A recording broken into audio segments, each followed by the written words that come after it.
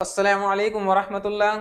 दोस्तों, रीट का एग्ज़ाम हो चुका है। उम्मीद है आपका बहुत ही बेहतर एग्ज़ाम हुआ होगा और हम ये आशा करते हैं, उम्मीद करते हैं कि साल आपका सिलेक्शन हो और आप अच्छे से क्या है इस एग्ज़ाम में पास हों, आपको सेकंड चांस मिले जनवरी 2023 में। ठीक है? उससे पहले बहुत सारे जो सब्जेक्ट हैं, जैसे किसी के पास पंजाबी है, हिंदी है, इंग्लिश है, उर्दू है और इसी तरह साइकोलॉजी और एसएसटी या मैथमेटिक्स जो भी आपके सब्जेक्ट हैं, लेकिन चूँकि लेवल फर्स्ट में ईवीएस और मैथमेटिक्स होते हैं, तो वो सब आपने अपने क्लियर कर लिए होंगे इधर-उधर से डाउट। रही बात उर्दू सब्जेक्ट की, तो उर्दू की जो लैंग्वेज फर्स्ट और सेकंड, अब जिनके पास फर्स्ट है वो फर्स्ट भी देखें, जिनके पास सेकंड है वो सेकंड देखें और अपने क्वेश्चन को मार्क करते चलें। उनकी आपको वजह भी बता देंगे कि हर जवाब का उत्तर जो हम बताएंगे उसकी वजह क्या है। ठीक है? मतलब आपको अगर लगेगा थोड़ा बहुत कि भाई हमारा तो ये है सर, ये क्यों बता रहे हैं, तो उस क्यों का जवाब भी आपको मिलेगा। आइए देखते हैं। देखिए, पहला जो है बाब फर्स्ट, यहाँ पर एक इक़्तिबास आया है, एक गद्यांश आया है। इस इक़्तिबास में से कुछ क्वेश्चंस आपके सामने क्या है पुट अप हुए हैं, इसमें से 31 से 34 तक। इक़्तिबास उर्दू ज़बान से मुताल्लिक है, पढ़ने की ज़रूरत नहीं, आपने पढ़ ही रखा है, डायरेक्ट हम क्वेश्चंस पढ़ते हैं। इस इक़्तिबास की रोशनी में सही जुमले का इंतखाब कीजिए। मतलब इक़्तिबास पढ़ने के बाद इन जुमले तलाश करने हैं। जैसे उर्दू हिंदुस्तान की ज़बान है, बिल्कुल सही है। उर्दू ज़बान के अदब को सभी मज़हब के लोगों ने मिल-जुल कर माला-माल किया है, बिल्कुल सही है। चूँकि मुंशी प्रेमचंद है, कृष्णचंद्र है, सादत सर है और बहुत सारे क्या मुसलमान हिंदू सिख राइटर हुए हैं, जिन्होंने क्या उर्दू ज़बान का जो अदब है, साहित्य उसको माला-माल किया है। उसके बाद है हमारी तहज़ीब अनेकता में एकता की मिसाल है, यानी हिंदुस्तान का जो सिविलाइजेशन है, कल्चर है, वो क्या है? अनेकता में एकता। तो तीनों बात सही है, इसीलिए ऑप्शन नंबर 3 तीनों जुमले सही हैं। ठीक है? ये चीज़ें इसमें बताई गई हैं।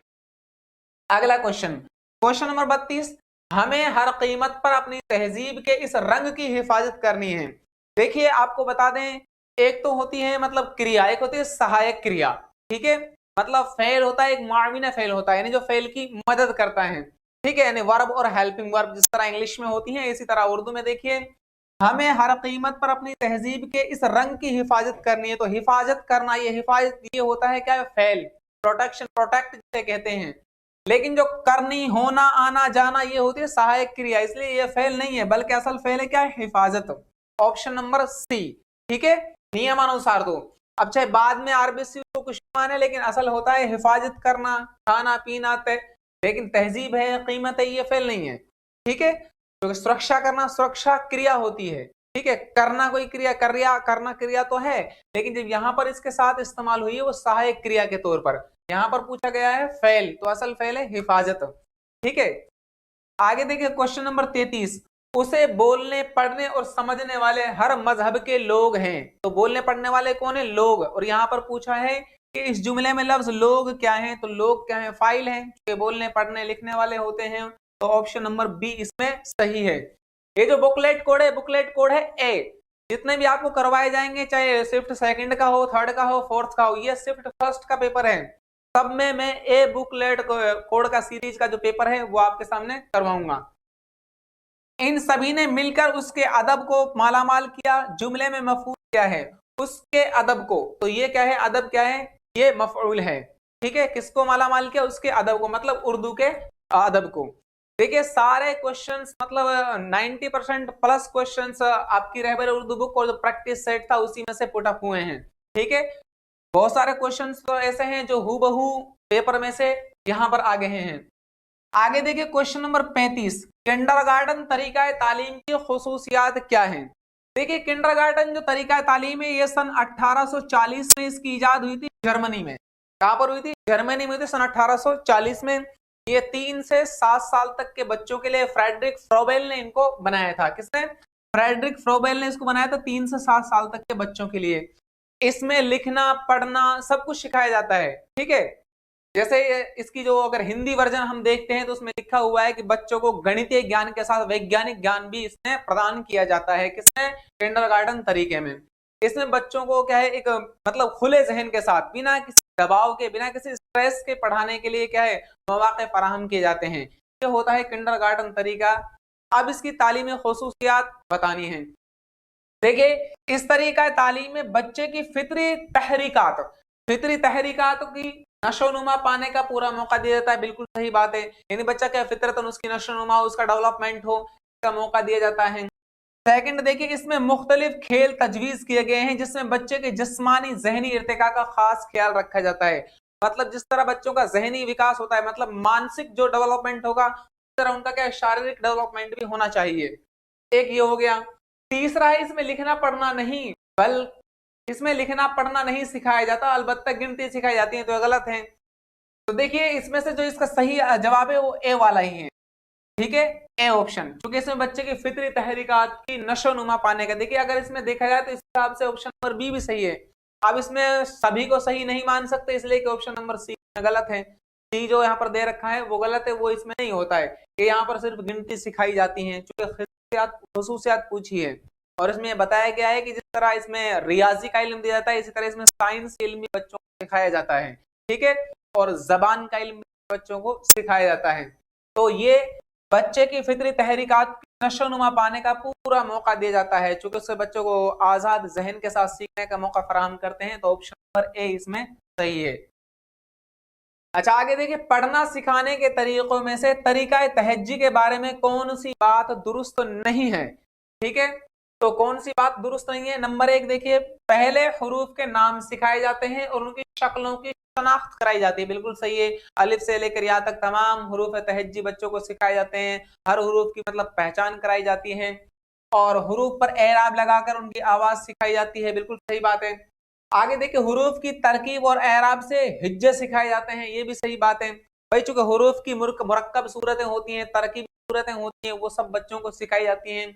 आगे देखिए, पहले आवाजों के मुकर्ररा निशानात दिखाए और पढ़ाए जाते हैं, ये होता है तरीका तो सऊद के अंदर, तरीका तहज्जी में नहीं होता। ऑप्शन नंबर डी इसमें इसका जवाब है। ठीक है, अच्छा किताबें, चार्ट, नक्शे, मुखोटे कौन सी मुआविन अशिया हैं। देखिए किताबें हैं, चार्ट है, नक्शे, मुखोटे, ये क्या है, प्रत्यक्ष रूप से दिखाई देते हैं, उनसे ना कोई आवाज निकलती है, ठीक है, ना कुछ होता है। बसरी तौजीहात मतलब सिर्फ एक दृश्य कौशल, दृश्य वाले मतलब जो दिखने में आते हैं ना, क्या बोलते हैं आपके, तो उर्दू में बोलते हैं बसरी तौजीहात, दृश्य के साधन जो होते हैं उनमें शामिल होते हैं। ऑप्शन नंबर ए इसमें सही जवाब है। अगर कोई चीज आपको कंफ्यूज करने वाली हो तो कमेंट बॉक्स आपके लिए ओपन रहेगा, आप कुछ क्या है क्वेश्चन पुट अप कर सकते हैं, लेकिन आपके जो जहन के क्वेश्चन है हम कोशिश कर रहे हैं कि खुद यहाँ पर क्लियर करें। मंदरदा झैल में से कौन सा उसूल तदरीस के मुताबिक गलत है, क्या है, गलत है। तो देखिए, कुल से जुज की तरफ, बिल्कुल सही है, कुल से जुज की तरफ तदरीसी उसूल है।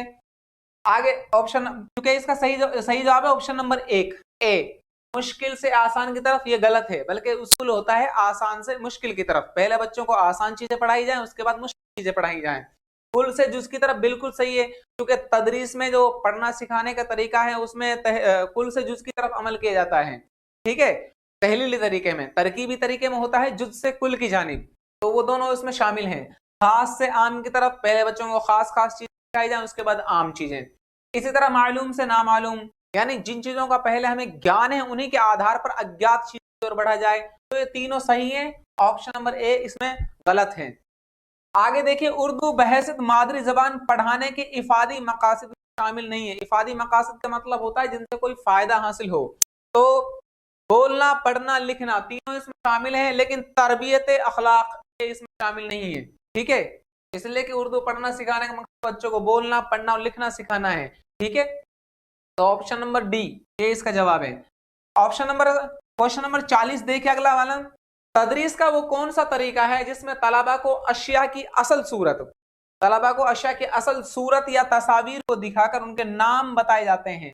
तो ये होता है बहस व मुबाहसा के तरीके में। देखिए, बराह रास्त या रास्त तरीका कहते हैं, मतलब तर्जमा का तरीका, एक तर्जमा का तरीका, एक रास्त तरीका। मतलब तर्जमा का तरीका में होता है किसी जबान को ट्रांसलेशन मेथड के जरिए पढ़ाना, बराह रास्त डायरेक्ट उस जबान को उस जबान के अंदर पढ़ाना, मतलब आपको उर्दू पढ़ाई जा रही है तो उर्दू का ही इस्तेमाल किया जाए, अन्य जो लैंग्वेज होती हैं, अदर्स जो लैंग्वेज है उनका इस्तेमाल ना हो। गुफ्तगू का तरीका मतलब बातचीत का तरीका, ठीक है, वार्तालाप विधि। तो इसमें कोई ऐसी अशिया का तस्वीर, ऐसी कोई चीजें नहीं होती। एक होता है गनाइया का तरीका, गनाइया का तरीका ये नज्म की तदरीस में इस्तेमाल किया जाता है। गनाई या नगमगी, इसका मतलब होता है तरन्नुम, लहजे के साथ पढ़ना। तो ये सब उतार चढ़ाव, लहजा, तरन्नुम, नगमगी, ये सब क्या है, अशआर के जेल में होती हैं। तो बहस व मुबाहसा का तरीका ऑप्शन नंबर बी में सही जवाब है। आगे देखिए क्वेश्चन नंबर 41, इब्तिदाई दर्जात में जबान की तदरीस के आम मकासद मंदरजा झेल में से किसने पूरे तौर पर बयान किए हैं? ऑप्शन नंबर डी, सुनना, बोलना, पढ़ना, लिखना। ठीक है। अच्छा, मारूजी सवालात की किस्म नहीं है। मारूजी सवालात आपको हमने एक्सप्लेन कर भी रखे हैं, ये सब चीजें पढ़ाई हुई हैं। ठीक है, तो मारूजी सवालात कौन सा नहीं है इसमें से? ये वाला ऑप्शन नंबर सी। देखिए, खाली जगह को पूर्ण कराना जिसे कहते हैं तकमीली मदाद। ठीक है, मतलब सेंटेंस कंप्लीट करना। एक होता है जोड़े मिलाना, आपस में जोड़े मिलाते हैं ना एक दूसरे के, इस तरह मतलब कुछ यहाँ होते हैं कुछ यहाँ होते हैं, फिर आपस में एक दूसरे को यूं मिलाते हैं। ठीक है, ये वाला। एक होता है सही गलत के सवालात, मतलब सही गलत ट्रू फॉल्स वाले। तो ये तीनों है मारूजी सवालात, और ये जो बीच वाला ये मारूजी सवालात के झेल में नहीं है। तवील जवाबी सवालात की खामी है, जो मतलब लंबे क्वेश्चन होते हैं ना बड़े वाले, जिन्हें क्या कहते हैं निबंधात्मक आपके हिंदी में। क्वेश्चन नंबर इसमें ऑप्शन नंबर ए देखिए, ये तरीकाकार रटने की आदत को तहरीक बख्शता है। सही बात है। ठीक है। ऑप्शन नंबर इनमें मुअतबरियत कम होती है, जो मतलब एक वस्तुनिष्ठता होती है ना, मुअतबरियत का मतलब होता है वस्तुनिष्ठता, ये कम होती है किसमें? निबंधात्मक क्वेश्चनों में। क्वेश्चन नंबर सी, इस जांच में ताज्जुब का अंदेशा बना रहता है। ये बात भी सही है। ताज्जुब का मतलब होता है, कई बार ऐसा होता है टीचर्स को अपने स्टूडेंट से किसी न किसी स्टूडेंट से कोई ना कोई पर्सनल प्रॉब्लम होती है, तो वो उस प्रॉब्लम को कॉपी में निकाल देता है। तो ये सब इसमें अंदेशा होता है, इसीलिए ऑप्शन नंबर डी इसका सही जवाब है। लेकिन जब मारूजी क्वेश्चन होंगे ना तो टीचर कुछ नहीं कर सकता, इसलिए कि बच्चे ना ऑप्शन भरने, ऑप्शन अगर उसने सही भरे होंगे तो वो नंबर काट ही नहीं सकता। ठीक है, तो इसलिए ये मारूजी सवालात वाली केस में अच्छी रहती है, वो अपनी भड़ास नहीं निकाल सकता है ना। क्वेश्चन नंबर 44, वैसे गलत टीचर को इस तरह नहीं करना चाहिए। जांच के किस तरीके में किसी फर्द से रूबरू गुफ्तगू के जरिए मालूमात की जांच की जाती है? किसी फर्द से डायरेक्ट बात कर रहे हैं, मतलब उसका एक आकलन कर रहे हैं, तो इसे कहते हैं इंटरव्यू। इंटरव्यू का मतलब ही ये होता है इंग्लिश में आंतरिक आकलन। ठीक है, इंटरव्यू तो इसका मतलब होता है आंतरिक आकलन। तो उसकी हम एक आंतरिक जो स्थिति है, उसको मनोभाव है, उनको जानने के लिए सबसे बेहतरीन तरीका है इंटरव्यू। तो ऑप्शन नंबर सी इसका सही जवाब है। क्वेश्चन नंबर 45 देखिए, मंदरजा झेल में उर्दू जबान की तदरीस के बुनियादी मकासद में से नहीं है। देखिए, हर जबान के कुछ बुनियादी मकासद होते हैं, जिन आज तो इसमें से कौन सा मकासद नहीं है? वो है गाना सिखाना। तो ये गाना सिखाना, सिंगिंग वाला किसी भी जबान का सिस्टम नहीं है, बाकी पढ़ने की जरूरत है ही नहीं। ठीक है। अच्छा, एक इक्तिबास है क्वेश्चन नंबर 46 से 50 तक। क्वेश्चन नंबर 40 से 50 तक ये पूरा इक्तिबास है। यही देख लेते हैं, लफ्ज फानी के माना क्या है? फानी के माने मिटने वाला, मरने वाला, खत्म होने वाला। ठीक है, तो ऑप्शन नंबर ए। दर्ज वाला इक्तिबास में गुरु नानक ने इंसानों का आपसी किस चीज पर कायम बताया है? तो ये लिख रहा है मोहब्बत। तो यहाँ पर क्या है? मोहब्बत पर। अच्छा, मोहब्बत का मुतजाद क्या होगा? नफरत होगा। ठीक है, मोहब्बत का मुतजाद मतलब विलोम शब्द। अच्छा, रफ्ता रफ्ता उनकी ये तालीमात से एक मजहब की शक्ल इख्तियार कर गई, जिसके मानने वाले सिख कहलाए। देखिए, गुरु नानक देव जो है, इनकी पैदाइश सन 1469 को तलवंडी पाकिस्तान में हुई थी। कहां पर हुई थी? तलवंडी पाकिस्तान में, यानी बाबर बादशाह से 15 साल पहले पैदा हुए थे गुरु नानक देव जी। ठीक है, हिस्ट्री पढ़ने वालों को पता होगा। तो लेकिन हमें उतना डीपली जाना नहीं है, वो सिर्फ इतिहास की वजह से बता दिया। क्वेश्चन नंबर 49, रफ्ता रफ्ता इनकी तालीमात एक मजहब की शक्ल इख्तियार करने लगी, जिन्हें आज सिख कहते हैं। और सिख मजहब की स्थापना 1699 में हुई थी, गुरु गोविंद सिंह ने की थी खालसा पंथ की स्थापना। ठीक है। क्वेश्चन नंबर 50, लफ्ज हुकूक का वाहिद क्या है? हुकूक अरबी जबान का वर्ड है, जमा है, इसे कहते हैं जमा मुकस्सर। तो इसकी वाहिद आएगी हक। ठीक है, हक, हुकूक, हकाइक, ये इस तरह जमा आती, जमा की भी जमा, जिसे कहते हैं क्या? जमाउल जमा। अच्छा, अगला क्वेश्चन नंबर 51, वो फेल जिससे मौजूदा जमाने में काम जारी रहने का इल्म हो? तो भाई साहब को फेल हाल कहते हैं। ऑप्शन नंबर 1 सही है। क्वेश्चन नंबर 52, दर्ज झेल में जुमलों में से किस जुमले में फेल मुस्तकबिल है? तो ऑप्शन नंबर सी में मुस्तकबिल है, बाकी में मुस्तकबिल नहीं है। इसमें हाल है, इसमें माजी है, इसमें हाल है, और ऑप्शन नंबर सी में है मुस्तकबिल। इसमें आम की मिसाल है, इसमें आम की मिसाल है यहाँ पर दरख्त। देखिए, गंगा, अलाउद्दीन, अजमेर, तीनों इसमें खास यानी कि इसमें मारिफा है। तो ऑप्शन नंबर सी। बात करने वाला गैर मौजूद शख्स के लिए जो जमीर इस्तेमाल करें उसे कहते हैं अन्य पुरुष, यानी कि जमीर गायब। Option number D. दर्ज झेल में से किस जुमले में सिफत नहीं है? आपकी वालिदा कहाँ है? ये मेरे मॉडल पेपर में सेम टू सेम दिखा हुआ है, इस तरह क्या है यहाँ पर आ गया पेपर में। दर झेल में से किस जुमले में, अच्छा टोपी का रंग लाल है, चूड़ियां पतली हैं, औरत बुढ़ी है, तो ये सब क्या सिफत मौसूफ वाले हैं। क्वेश्चन नंबर 56, वो सिफत जिनमें किसी दूसरे शे से लगाव जाहिर हो, लगाव मतलब एक का दूसरे की तरफ निस्बत हो, तो सिफत निस्बती। ठीक है, ऑप्शन नंबर बी।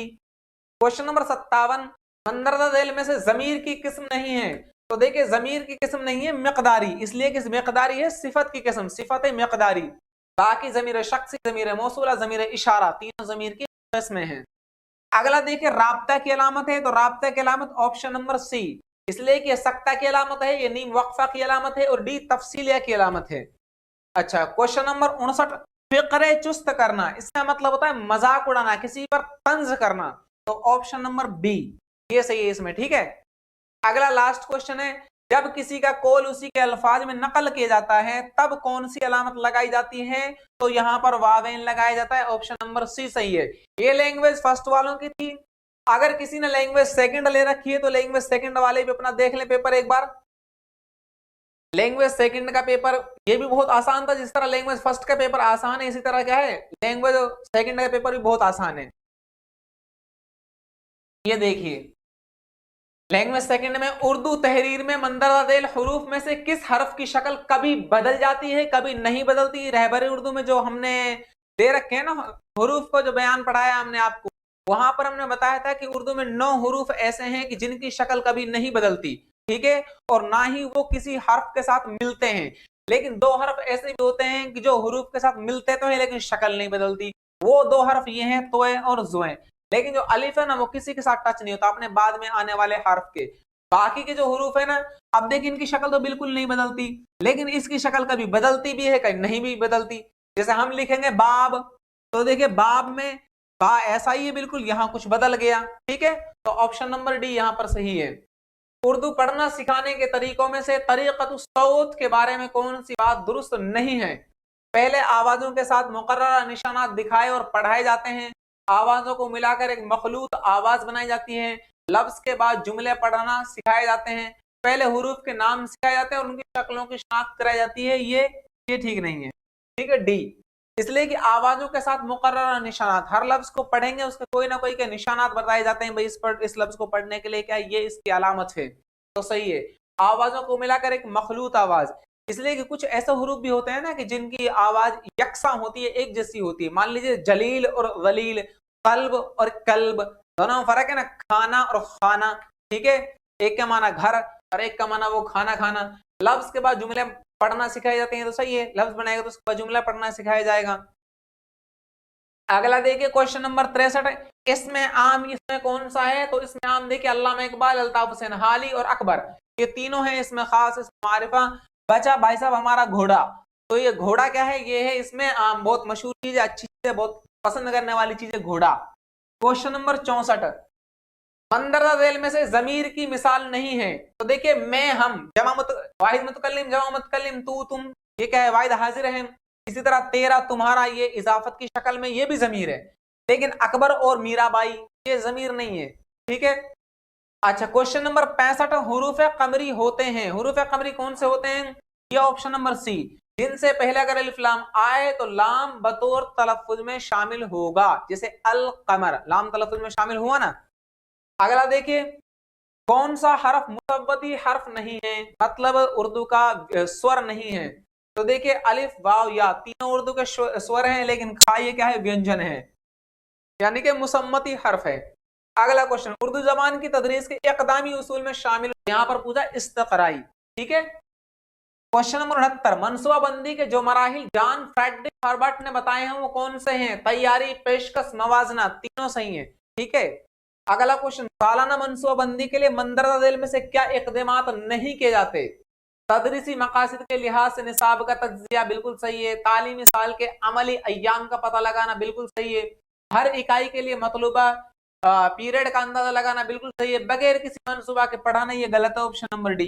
ठीक है, अगला क्वेश्चन, किस तरह के मनसूबा बंदी में पूरे निसाब को छोटे छोटे काबिल अमल हिस्सों में तकसीम किया जाता है, तो इसके आएगी क्या यूनिट मनसूबा बंदी, इसलिए कि छोटे छोटे यूनिट में इसको तकसीम करते हैं। मान लीजिए आपके 25 पार्ट है, तो 25 पार्ट को क्या है 5 यूनिट हम तकसीम कर लिया, तो 5 यूनिट होंगी, फिर एक हर एक में कितने कितने लेसन होंगे, 5 होंगे।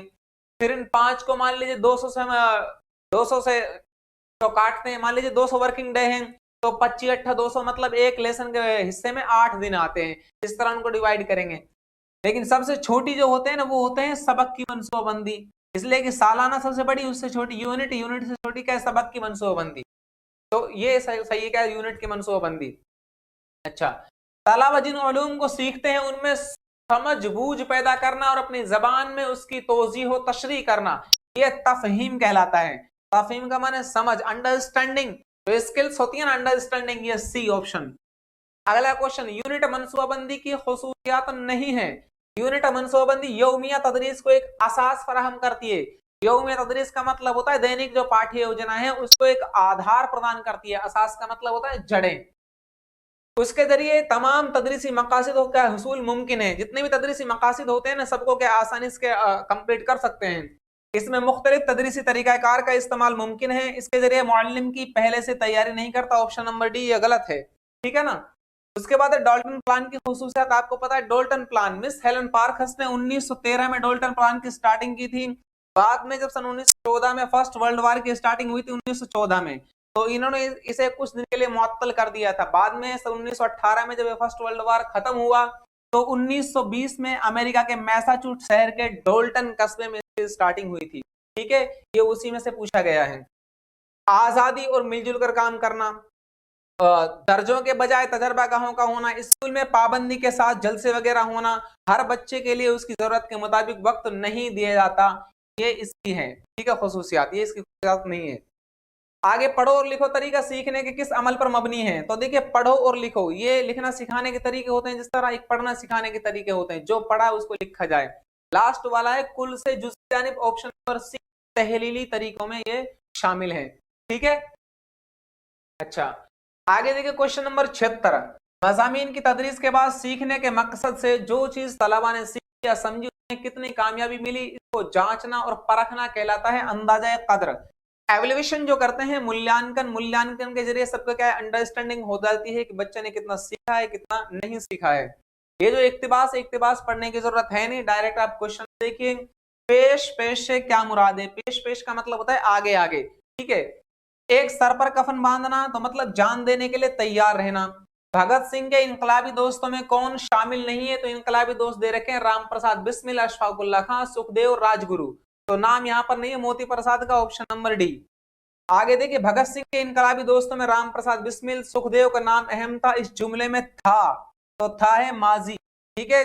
माजी में भी अगर आप देखते हैं तो माजी में ये माजी बईद है, क्योंकि माजी की 6 किस्में होती हैं, उनमें से क्या तीसरी किस्म है।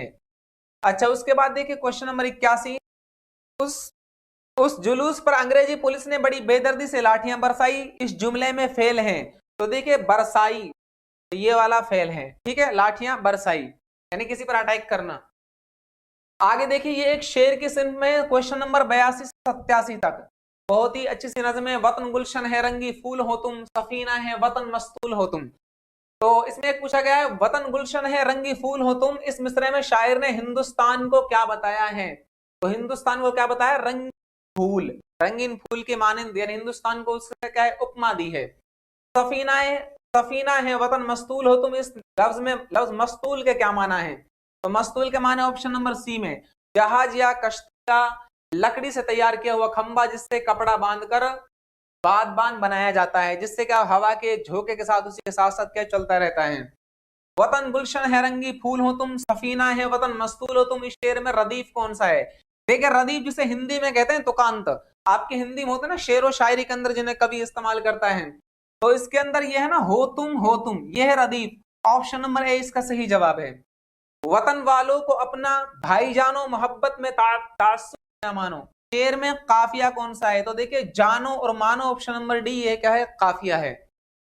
आगे, वतन गुलशन है रंगी फूल हो तुम, सफीना है वतन मस्तूल हो तुम, इस शेर में शायर ने वतन को किस चीज से तशबीह दी है।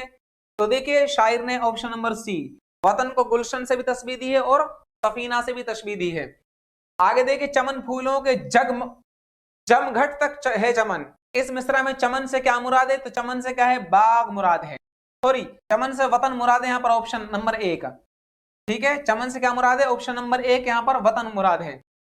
आगे देखिए, पांव उखड़ जाना, मुहावरे से क्या मुराद है? पांव उखड़ जाने का मतलब होता है भाग खड़े होना, ठीक है, मैदान जंग छोड़कर भाग जाना। ऑप्शन नंबर 1 जगह छोड़ देना, भाग जाना, हट जाना। आगे देखिए क्वेश्चन नंबर 89, ये किसकी अलामत है? तो यहां पर अलामत पूछी गई, ये वाली अलामत, अलामत जंजीरा। यानी अगर बीच में से सेंटेंस लिखते टाइम कोई लफ्ज छूट जाए तो उसको इंडिकेट करने के लिए इस अलामत को लगाया जाता है। ये हमारी बुक में लास्ट में दे रखा है और मॉडल पेपर में भी है। क्वेश्चन नंबर 90, मंदरदा झैल में से दुरुस्त इमला कौन सी है? तो दुरुस्त इमला है अजीज, बाकी सब क्या है? खराब है। तो ये आपका लेवल फर्स्ट वालों का दोनों पेपर था, लैंग्वेज फर्स्ट और लैंग्वेज सेकंड। एनी डाउट हो तो आप कमेंट जरूर करें। अस्सलाम वालेकुम व रहमतुल्लाह।